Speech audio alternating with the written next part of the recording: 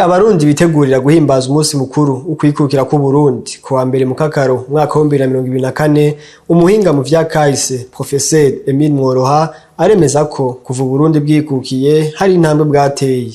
Wabirigi abantu barenga bane batanu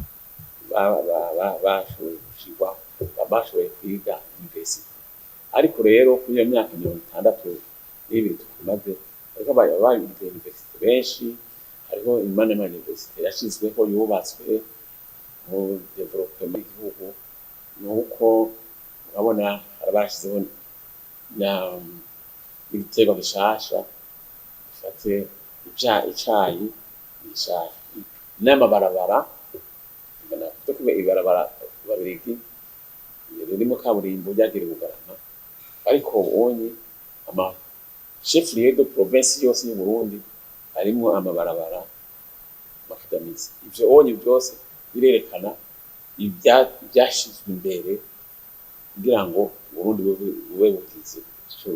Nawe umukurambere Adolphe Ntibasharira avuga ko naho Burundi bwikukiye hari abarundi bamwe bamwe basigaranye ingeso z'abakoroni. Kwikukira twarakuronse twese, mugabo rero hari abantu bashatse kuba nka babazungu, bashatse kwigira nka babazungu bari hejuru nabo bigira abazungu, bagashaka gukorerwa bakora abantu bagakora hakimbura abandi. Ivyo rero nivyo wa Murundi mwene wacu ntamwemerera. Jewe sinoja kurima ikivi canje ngo hanyuma hageze gusoroma abari wewe ngo kuko witwa umutware.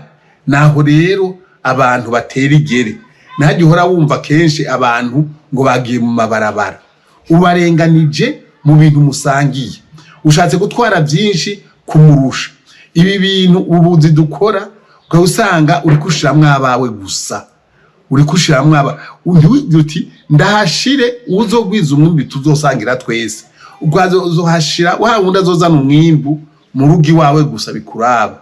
Bibutse ko Uburundi bwikukiye bumaze imyaka irenga 60 mu bukoroni bw'Abadagi kuva mu mwaka wa 1896 gushika mu mwaka wa 1916 n'Ababirigi kuva mu mwaka wa 1916 gushika mu mwaka wa 1962.